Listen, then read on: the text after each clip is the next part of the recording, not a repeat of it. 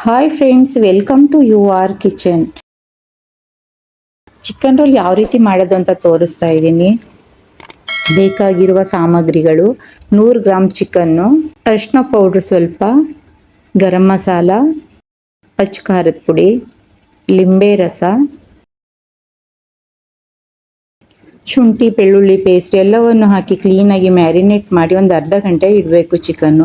ಹಾಗೆ ಒಂದು ಪ್ಯಾನಲ್ಲಿ ಎಣ್ಣೆಯನ್ನು ಹಾಕಿ ಎಣ್ಣೆ ಬಿಸಿ ಆದಮೇಲೆ ಮ್ಯಾರಿನೇಟ್ ಮಾಡಿರೋ ಚಿಕನನ್ನು ಈ ರೀತಿ ಫ್ರೈ ಮಾಡ್ಕೋಬೇಕು.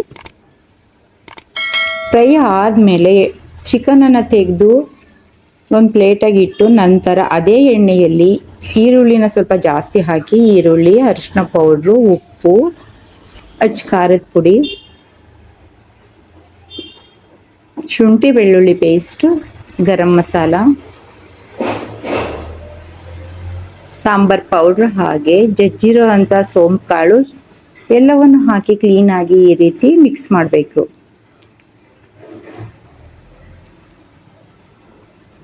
ಹಾಗೆ ಎಲ್ಲವನ್ನು ಆದಮೇಲೆ ಚಿಕನ್ನ ಈ ರೀತಿ ಸಣ್ಣ ಸಣ್ಣ ಪೀಸ್ ಮಾಡಿ ಅದಕ್ಕೆ ಹಾಕಿ ಮಿಕ್ಸ್ ಮಾಡಿ 1 ಅಥವಾ 2 ನಿಮಿಷ ಕ್ಲೀನಾಗಿ ಈ ರೀತಿ ಎಣ್ಣೆಯಲ್ಲಿ ಬಾಡಿಸಿ. ಬಟ್ಲಲ್ಲಿ ಮೈದಾ, ಮೊಟ್ಟೆ,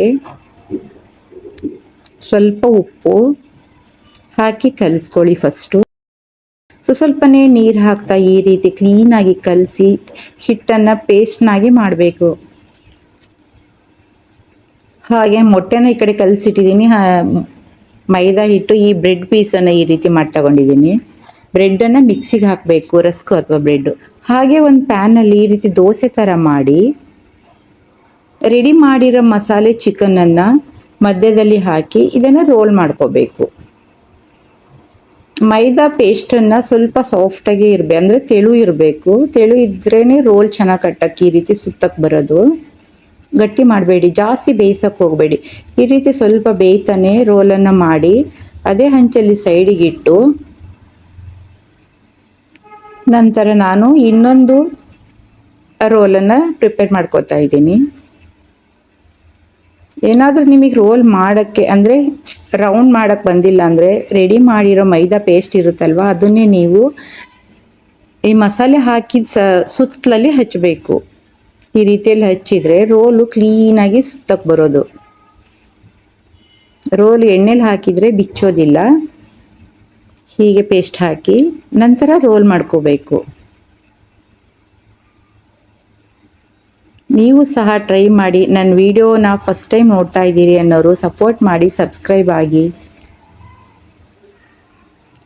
ಚಿಕನ್ ರೋಲು ಈ ರೀತಿ ಆಯಿತು. ನಂತರ ಒಂದು ಪ್ಯಾನಲ್ಲಿ ಎಣ್ಣೆಯನ್ನು ಹಾಕಬೇಕು. ಜಾಸ್ತಿ ಎಣ್ಣೆ ಹಾಕಬೇಡಿ, ಎಷ್ಟು ಬೇಕು ಸ್ವಲ್ಪ ನೋಡ್ಕೊಂಡು ಪ್ಯಾನಲ್ಲೇ ಮಾಡಿ. ಈ ರೀತಿ ಎಣ್ಣೆ ಹಾಕಿ ಇದನ್ನು ನಾನು ಮೊಟ್ಟೆಯಲ್ಲಿ ಈಗ ಡಿಪ್ ಮಾಡ್ತಾ ಇದ್ದೀನಿ. ಮೊಟ್ಟೆನ ಕ್ಲೀನಾಗಿ ಕಲಸಿ ಉಪ್ಪು ಹಾಕಿಟ್ಟಿದ್ದೆ, ಅದನ್ನು ಅದರಲ್ಲಿ ಡಿಪ್ ಮಾಡಿ ನಂತರ ಬ್ರೆಡ್ಡು, ಮೊಟ್ಟೆ ಫಸ್ಟು ಆಮೇಲೆ ಬ್ರೆಡ್ಡು ಈ ರೀತಿ ಡಿಪ್ ಮಾಡಿ ಆಮೇಲೆ ಎಣ್ಣೆಗೆ ಬಿಡಬೇಕು.